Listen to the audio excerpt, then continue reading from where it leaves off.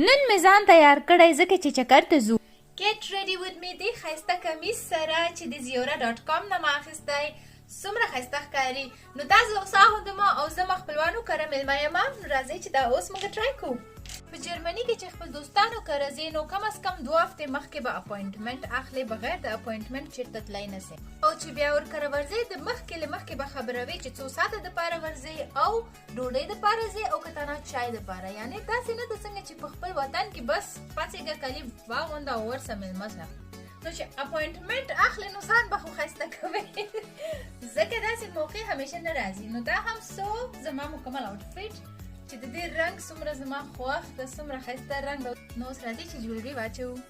ځکه چې زما کمیس ډېر کاټ پیسوی ده نو د خپل زیور کتنه یو دا د فیروزې ګوته مې راواخیسته او یو ایرینګز اچومه، ستمرۍ والا کمیس او لاندې لمنه کې